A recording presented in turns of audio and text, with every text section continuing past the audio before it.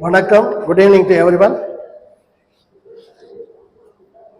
Professor Kanchalaya sir, Honorable Member of Parliament, Shri Giridhar Yadav sir, Mr. Sunil Sardar, and dignitaries on the dais,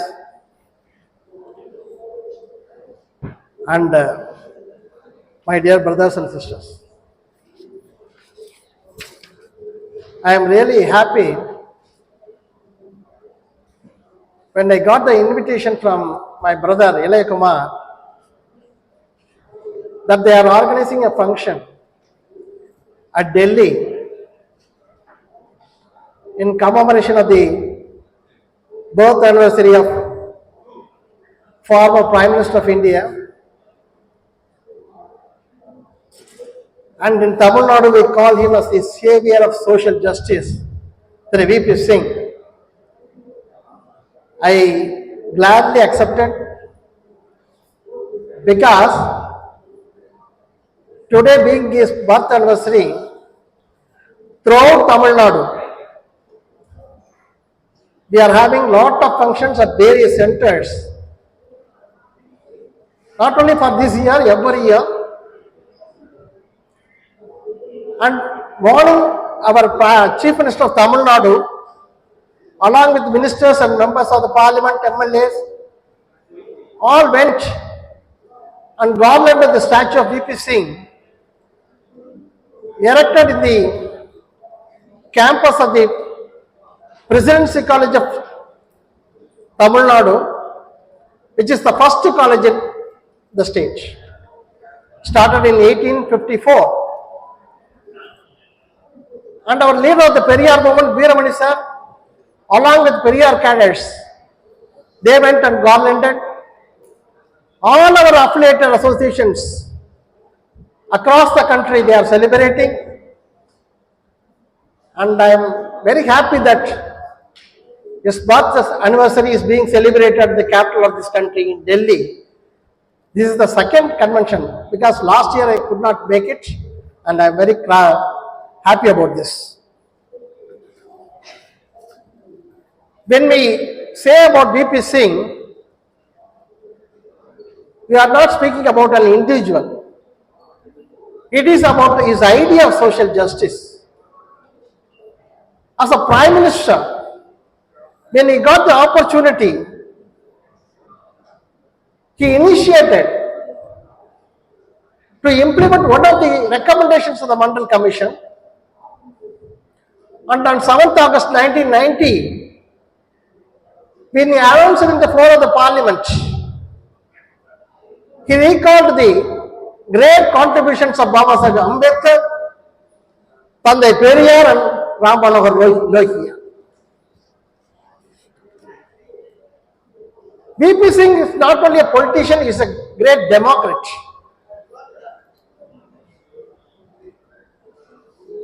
There was a continuous demand from Tamil Nadu because we have got a sharing of waters, Kaveri water. There has always been a dispute between two states. So we have been demanding the Kaveri tribunal. And when V.P. Singh was the Prime Minister, he took efforts and constituted a Kaveri tribunal when there was a Janata Dal government in Karnataka. Yes, sir, Bombay was the Chief Minister. He didn't take any partisan attitude of the party. He took the national interest. As a Prime Minister, he only constituted interstate council. During his period, there were discussions between the states and also the center to sort out the disputes or any issues. But for the past 10 years, there was no such interaction which V.P. Singh constituted that time. So in Tamil Nadu, we remember him as a savior of social justice. When the government was toppled by the fundamentalist forces, it was Tamil Nadu that gave him a rosy reception. Then Chief Minister Dr. Karunanidhy took him throughout Tamil Nadu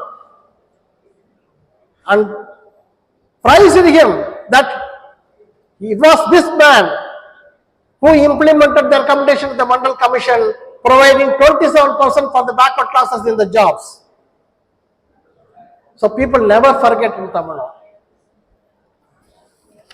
So when we say about V.P. Singh,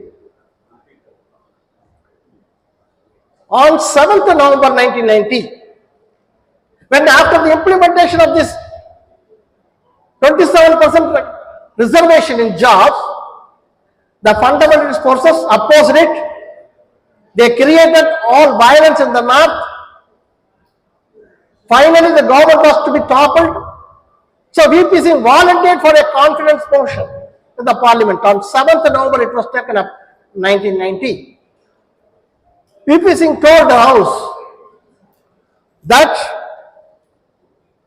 we know that we are out to fight with the system, which is thousands of years of old, and there is no doubt that by doing so, we would find ourselves in difficulty. But we are not bound, we will not bow down to these threats. Whether we are in office or out, we will continue our fight for social justice. That was Prime Minister V.P. Singh. Then he said further, which is a message for us. Merely by enacting the laws, the history of a country cannot be changed unless those sections who are suppressed are ready to fight against it. It is only when they come out that the history is created. We are fully resolved to continue our fight. This was the message given by V.P. Singh on 7th November 1990 in the floor of the House. Today, when we are celebrating the birth anniversary of V.P. Singh, we have a recent judgment on a law passed by an assembly unanimously based on the caste survey,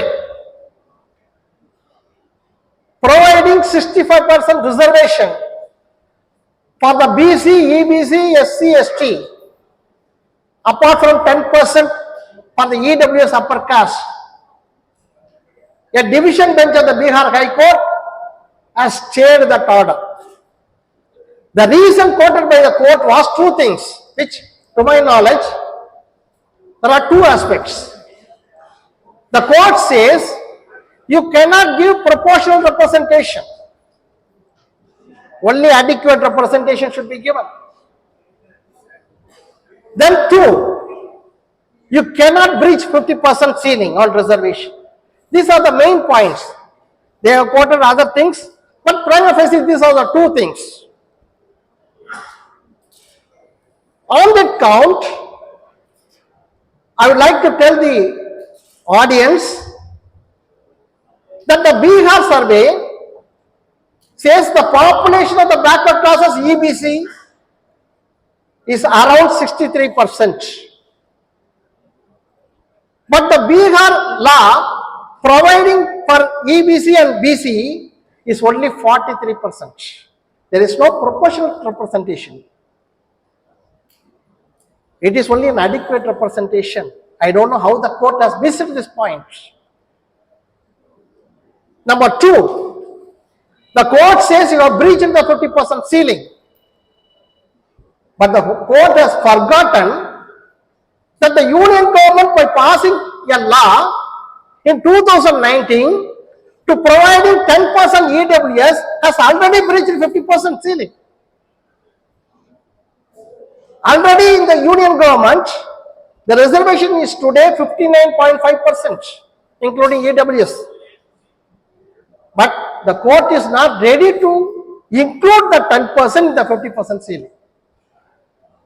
When the EWS case was challenged in the Supreme Court, I am also a petitioner. The 5 judges bench of Supreme Court said that this 50% ceiling is applicable only for BC, SC, ST. Those sections that are coming under Article 15.4 and 16.4, not to 10% EWS. The court has said, 5 judges bench. In the floor of the parliament, Social Justice State Minister says, this 50% ceiling is not applicable to EWS, only for SC, ST, OBC. Whereas, in Tamil Nadu, a similar challenge came in 1993. Prior to 1993 itself, they have got 69% reservation in Tamil Nadu. 50% for the backup classes, 18% for the scheduled caste, and 1% for the tribes. When the Indira Sahni case of 1992 and Mandal reservation case came, there was a petition in the Supreme Court challenging this 69% reservation in Tamil Nadu. So on 5th November 1993, Supreme Court stayed the order providing 69% reservation in Tamil Nadu. But my dear friends, what was the reaction in Tamil Nadu?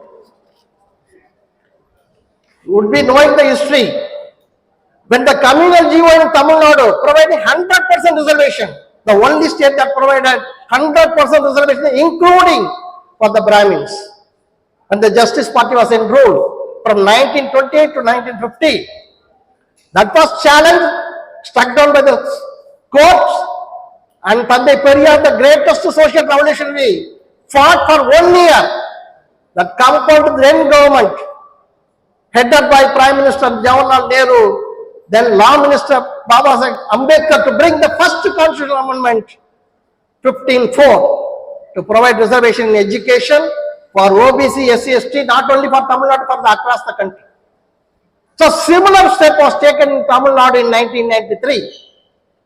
Periyar movement burned the copies of Supreme Court order and sent the ashes to the judges.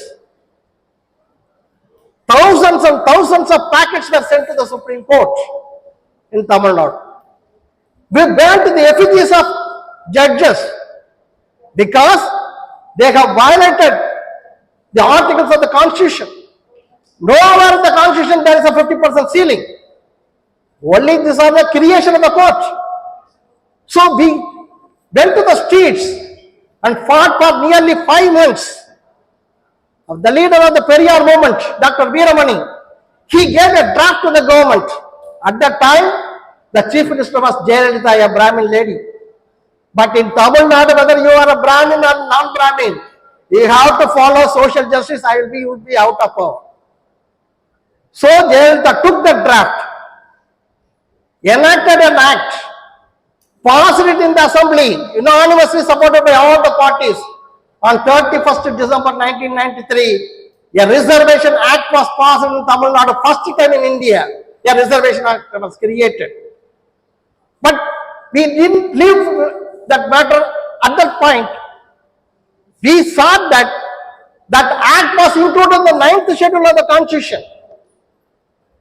At that time, Prime Minister was P.V. Narasimha Rao, again an upper caste person.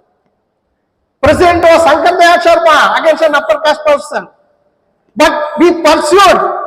All our MPs went, all our MLAs went to Parliament. They met the Prime Minister, insisted that this act should be included in the 9th schedule.